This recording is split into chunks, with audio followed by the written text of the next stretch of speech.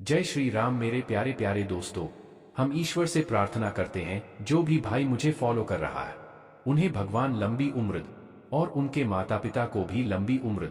दोस्तों मैं रोज रामायण से जुड़ी हुई, महाभारत से जुड़ी हुई, कृष्ण लीला से जुड़ी हुई कहानी लेकर आता हूं।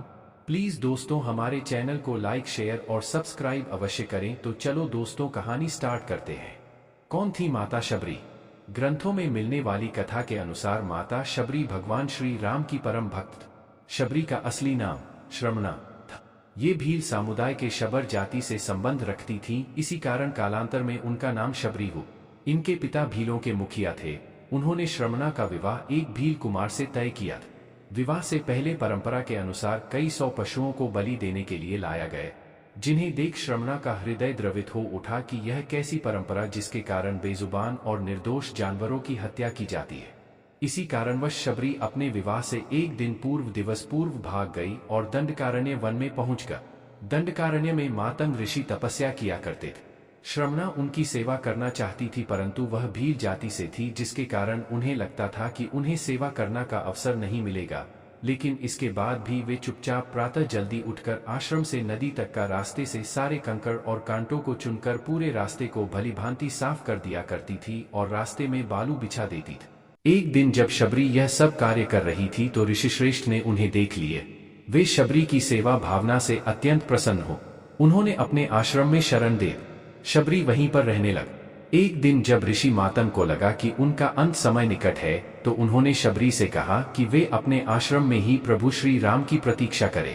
वे एक दिन अवश्य ही उनसे मिलने आएंगे। मातंग ऋषि की मृत्यु के पश्चात शबरी का समय भगवान राम की प्रतीक्षा में बीतने लगा। वह अपने आश्रम को एकदम साफ सुथरा रखती थी और प्रतिदिन भगवान राम के लिए मीठे बेर तोड़कर लाती थी। एक भी बेर खट्टा न हो इसके लिए वह एक एक बेर चक्कर तोड़ती थी। ऐसा करते करते कई वर्ष बीतते चले गए। एक दिन शबरी को पता चला कि 2 सुंदर युवक उन्हें खोज रहे हैं। वे समझ गईं कि उनके प्रभु राम आ गए हैं। अब तक उनका शरीर बहुत वृद्ध हो गया था, परंतु अपने प्रभु राम के आने की खबर सुनते ही उसमें चुस्ती आ गई और वो दौड़ती हुई अपने प्रभु राम के पास पहुंची और उन्हें घर लेकर आई और उनके पांव को धोकर बैठाए। इसके बाद उन्होंने अपने तोड़े हुए मीठे बेर राम को दिए। भगवान राम ने बड़े प्रेम से वे बेर खाए और अपनी भक्त शबरी की भक्ति को पूर्ण किए। राम जी ने लक्ष्मण को भी बेर खाने को कहा, लेकिन उन्हें जूठे बेर खाने में संकोच हो रहा था। फिर भी अपने भ्राता श्री राम का मन रखने के लिए उन्होंने बेर उठा तो लिए, लेकिन खाए नहीं। कहा जाता है कि इसका परिणाम यह हुआ कि राम रावण युद्ध में जब शक्ति बाण का प्रयोग किया गया तो वे मूर्छित हो गए थे। हे प्रभु श्री राम, जिस तरह से आपने माता शबरी पर अपनी कृपा बरसाई, ऐसे ही हम सबके ऊपर अपनी कृपा दृष्टि बनाए रखना। माता शबरी का वर्णन वाल्मीकि रामायण और रामचरितमानस दोनों में मिलता है। वे भगवान श्री राम की अनन्य भक्त थी। उन्होंने श्री राम को माता सीता की खोज करने के लिए आगे का रास्ता बताया। माता शबरी कौन थी और वे किसकी शिष्या थी? आगे जानिए उनके बारे में ये खास बातें। जाने कौन थी माता शबरी? धर्म ग्रंथों के अनुसार माता शबरी का असली नाम श्रमणा था। ये भील समुदाय की होकर शबर जाति से संबंध रखती थीं, इसी वजह से इन्हें शबरी कहा जाने लगा। इनके पिता ने इनका विवाह एक युवक से तय किया था। विवाह से पहले परंपरा के अनुसार पशुओं की बलि दी जानी थी। उन पशुओं को देख श्रमणा का हृदय द्रवित हो गया और वे विवाह न करते हुए दंडकारण्य वन में पहुंचकर यहाँ उन्होंने मातंग ऋषि की सेवा की और उन्हें अपना गुरु बना लिया।